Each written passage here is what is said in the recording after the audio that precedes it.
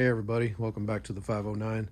Today I'm going to make these little awnings that we're going to make to cover some, I guess, penetrations that go into a wall on the exterior side of the building, and they want to make sure that they're waterproof. So what I did was I went out there to the building, measured them out, and they're not very big at all, but this is a small example of the different sizes that, I mean, you can make them bigger just depending on what you're, how far you want it to extend out and what kind of winds you have, is going to determine how far you can go out, like meaning from the wall right here out to the front, and then also how tall you want it as well to give it strength. So what I did here was I'm going to go ahead and double up, and what we're going to make it out of is this 16 or 26 gauge rather steel. This is a metal building product, and that's what they're using for the sheeting and stuff like that. So they gave us some flat sheets. We're making some chase covers and these little awnings. But anyways, so what I'm going to do is I'm going to double it up here and make a hem 3/4 by 1, and then we're going to come down this slope a little bit, and we're going to turn down right here, but the top of it's only 8 3/8 of an inch. So we're going to come down with the metal 1.5 inches, go out 1.5 inches, go up 1.5 inches, and then back down again. And the reason for that is we're gonna make this is going to be a little gutter. So let me grab a pen and I'll show you what we're looking at here. So in a 3D sense, we're going to be looking at this is going to be going like this, and then this is going to go like this, and then this is going to go like this. This is going to go like this, and then like this. Does that make sense there? This is going to be, so this is going to be, the water's going to hit this and it's going to come and then roll down in here, and it's going to exit out here. So the reason I'm doubling this up right here is because the colors aren't the same on both sides of the sheet. Might look like it on here on this camera, but this is a light gray and this is a tan. So we're going to double it up because this is all going to be the color. Color's going to go down here this way, and then if we just stopped it right here, this side would be gray. So we're going to double it up so you can see the color on the outside, and let's go ahead and get started. So just real quick, as I walk back over here to the bench, I was going to ask you guys if y'all wouldn't mind subscribing to my channel here. And we are getting close to 3,000 subscribers. We're at about 29, almost 2970. So if you guys wouldn't mind subscribing, and if you like the video, if it's helpful, give me a thumbs up. And also, if you get a second, check the description. I'm going to put some affiliate links in there for Amazon, where you can buy some different types of metalworking tools, some snips and hole punch, just a whole bunch of stuff. So anyways, don't forget to check those out and click on those. But let's go ahead and get started with this. All right, so I went ahead and took the liberty. I'm going to just try to keep this video as short as I can, but went ahead and took the liberty to mark 3/4 of an inch, 1 more inch, 8 3/8 to there, then 1.5 inches, 1.5 inches, 1.5 inches, and then 1.5 inches. Now, I just marked them on this side, but some of these have to be visible from the other side. So what I do is I get a small scribe or a punch. This is actually a nail set from Harbor Freight that we just sharpen the point on it. And we just go ahead and put a little piece, let me show you on this side. Put it over a little piece of wood like this, and if you have to transfer any of these lines to the other side, just give it a small whack with a hammer there, and it'll make a indentation on this side and a bump on the other side, and you can see it right away. There's that one, this first one, and then this last one.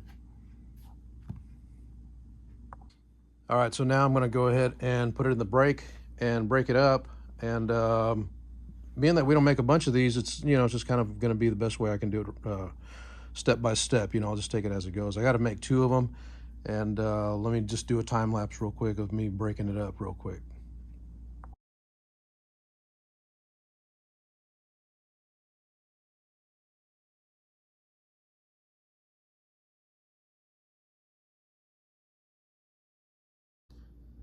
All right, so this is it so far. Now, I did not break this extra brake right here to finish the gutter because I've made a few of these in the past, and if I go ahead and do that, then I can't put a fastener in here into the end cap. So that's why I left this. I'm going to go ahead and drill that once I make the end cap, and fasten it. Then I'll stick it back in the brake right here on this line, and then fold it at a 90, and it'll be just fine. So this is the this is actually how it's going to kind of sit like this, like that. Water's going to hit here and shed down, hit this gutter and go out, and then this back lip right here is what's going to attach to the building. All right, so now I got to make the end caps. So they're going to consist of the 1.5 inch here, the 8 3/8 on the top. This was 4 inches tall, I think it was. Well, let me check it right here. Let's see, that is, yeah, 4 inches tall. And then this is going to be 8. So it started with 8 here on the bottom, but as you know, as you start making an angle, it grows. So that's why I drew this out, and so I could get the proper measurement on that. So on these two edges here, I'm going to just put a single tab, a single layer tab, so it folds underneath there and we can fasten it. And then on this one here and this one here, I'm going to make it pretty much just like this one here. It's going to be 1 inch with a 3/4 inch hem. So that way this one's going to be fastened to the wall, probably just on the bottom here, one fastener through there, and then this one down here is going to be for strength. That's why I'm going to leave it, I'm going to make it doubled up like that. All right, we can get started on that. Now what I'm going to do is I'm going to go ahead and get, this is my drop piece here. I'm going to go ahead and I'm going to draw one out, make sure it comes out right, cut it, and then I'm going to just use that as a template. Make 3 more. You know, you got to make sure that you flip it over after you make the first one. Flip it over so you get the opposite side end caps, and then just draw them all out.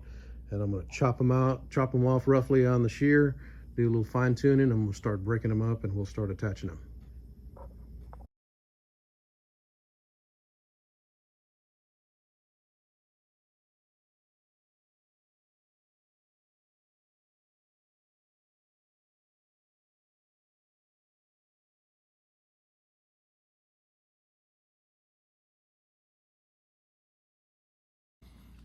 So the next thing I'm going to do, well, what I did already was I went ahead and marked all these at 3/4 inch on the one that's going to have a double break, or I say double break, but it's going to have a hem on the bottom. This is the bottom section here. This is the front. This is going to have a hem on the back section that goes up against the wall. And then this is the top part, obviously, that goes on the slope. So anyways, what I'm going to do is I'm going to break these on the brake real quick. I'm not going to break this tab. I'm going to go ahead and hem these. This one hem it, this one hem it, and then I'm going to go ahead and fold it up right here at a 90, fold this up at a 90, and then fold that up at a 90. I'll do this little piece by hand. This is the almost finished product. So I went ahead, as you can, if you can see, I hemmed this 3/4 inch onto the 1 inch, because that's the bottom. This is the 3/4 inch on the 1 inch for the back. This is 3/4 inch on the top. And then I've got this little tab here that I just have to bend by hand like that. We'll over break it, and then we'll bring it back so it makes a crisper edge here on the front. So this is the actual finished product, and then we'll fit it. We'll go ahead and break the rest of these, and then we'll start fitting them on the awnings back there. Here's a quick video of how I did that real quick. I'm not going to do a time lapse. I'll just go through it real quick with you. So that's what I did here. I got this part here, which got that 3/4 inch hem. We're going to fold this all the way over. I'm going to flatten it. I'm going to do this other side here. Fold it over.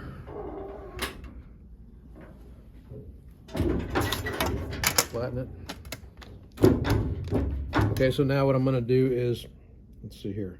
I'm going to break this side first, and then this side, and then this side, and I'll show you why. Because once we fold this up, we're going to turn it this way to do the next one, and that folded up side will fit inside this notch in the brake here. So we'll go ahead and line this up here. Oops. Sorry. Okay, right there. We'll break this up. And then this will fit in here because it has to bypass that. If you can see that.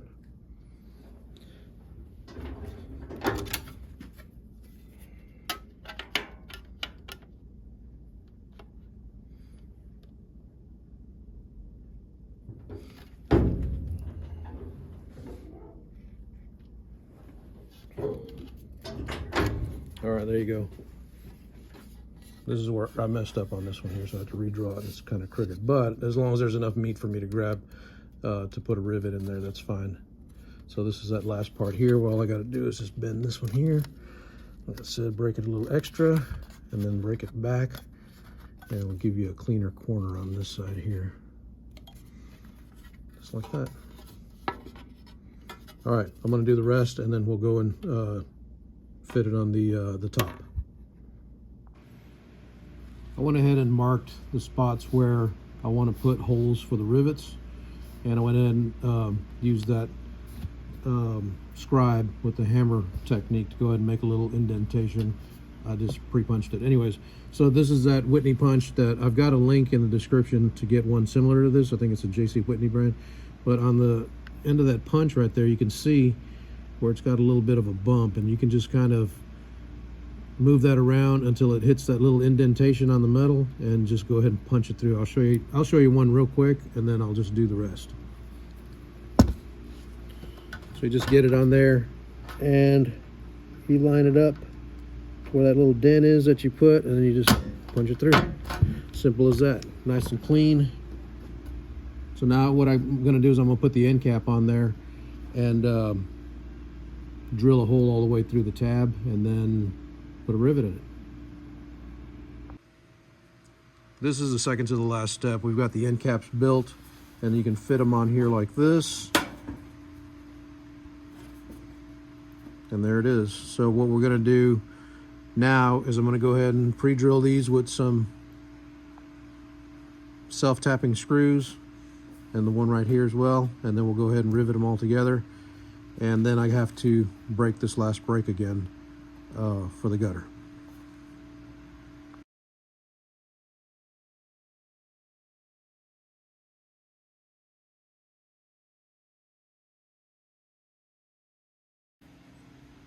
So this is it.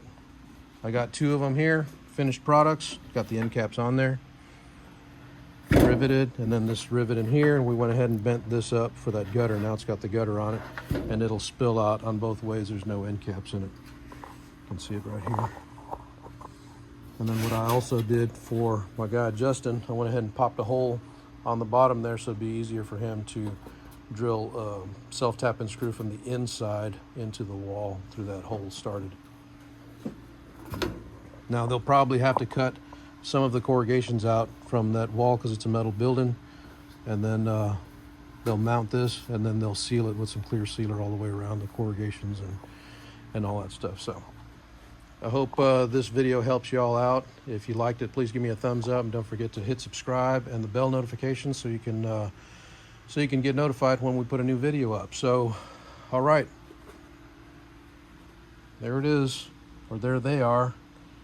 I guess we'll see you next time back here at the 509. Y'all take care.